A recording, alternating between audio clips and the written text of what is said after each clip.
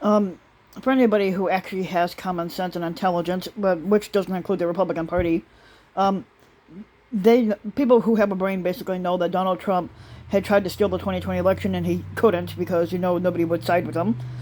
His allies are trying to lay the groundwork but his allies are laying the groundwork to try again in 2024. Donald Trump's campaign to steal the 2020 election after cruelly losing at the ballot box failed for a few different reasons.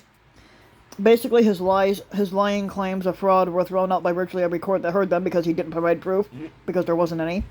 Perhaps most important, many GOP officials had refused to play along, including the Georgia Secretary of State Brad Raffensperger, who declined to find the 11,780 votes that Trump said he needed to win, and then the vice squatter Mike Pence, who turned down a demand from the squatter himself that he blocked Joe Biden's victory from being certified by Congress. But the former squatter and his allies aren't dumb. The pro-Trump sycophants that basically drove in dozens of states are now working to change election laws to make it harder for Democrats to win and easier for Republicans to challenge the results if their candidate loses. If they're successful, the chaotic aftermath of the 2020 election may only have been a rehearsal for a second round in 2024. What was really scary about 2020 was how close we came to a meltdown, Edward Foley had said. He's an election law expert at Ohio State University, and it's not too early to worry about January 6th of 2025. One part of the GOP election law campaign has gotten plenty of publicity. New laws in Georgia and elsewhere to make voting more difficult, including there's a statute that makes it a criminal offense to give people water while they wait to vote, which is fucking ridiculous. But other less visible actions may be even more important. In at least 36 states, the Republican legislators have proposed laws to weaken the autonomy of local election officials and put more power over vote counting in the hands of legislators. That's a recipe for political meddling in election results. It's the opposite of what the good election administration should be, Jocelyn Benson, who's Michigan's Democratic Secretary of State, said.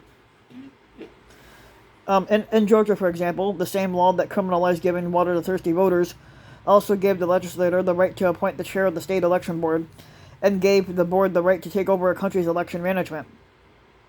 The most destabilizing thing is the effort to change who's in charge of the vote counting process, and Foley said, and that could be really dangerous. The most important battle over the ground rules for the 2024 presidential election will happen again in plain sight with the 2022 election of governors, secretaries of state, and state legislators, plus the members of the U.S. House of Representatives. And to understand why those jobs matter for the 2024 presidential election requires a brief refresher on the creaky machinery of the joking electoral college. Yeah, the fucking electoral college should be fucking abolished. That shouldn't even exist. The Constitution gives every state legislator the power to regulate the elections that produce the electoral votes. In advance of Election Day, the legislators write the rules, then each state secretary of state administers the election and oversees the vote count. And once the votes are tallied, it's up to the governor to certify the electoral college results, and they send it back to Congress. Congress counts electoral votes, and then they confirm the result. In most election years, that process is uncontroversial, but when a losing candidate contests the election, it could turn into a thicket of ill-defined powers. Last year, for example, Trump had asked several GOP governors to refuse to certify their state's results under the legal theory that if electoral votes for Biden weren't certified, they couldn't be counted, which is where he was wrong. When Georgia Governor Brian Kemp refused, Trump called him worse than a Democrat and threatened him with a primary challenge. The next step is, if no candidate has a majority of the certified electoral votes, then it goes to the House of Representatives and they decide the winner, under a peculiar system in which each state's delegation gets one vote. If Trump had succeeded in throwing the 2020 election to the House of Representatives, he clearly could have won a second term, which would have been more disastrous than the first, because 27 of the 50 House delegations have Republican majorities. To control the outcome in a given sense, one party has to be in control of both the legislature and the governorship. Foley said that makes the gubernatorial elections in 2022 critical in swing states like Wisconsin, Pennsylvania, and Michigan.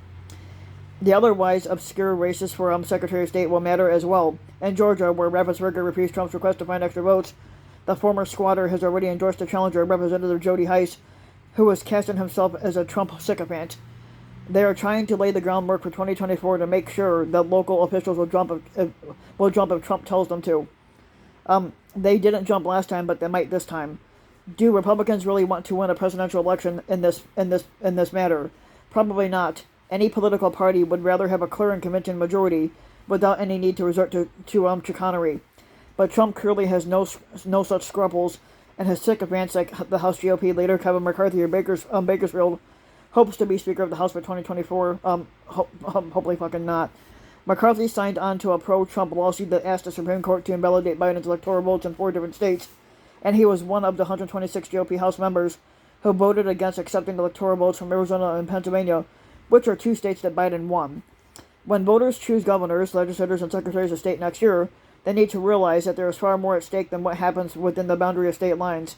The outcome of the 2024 presidential election may be on this ballot.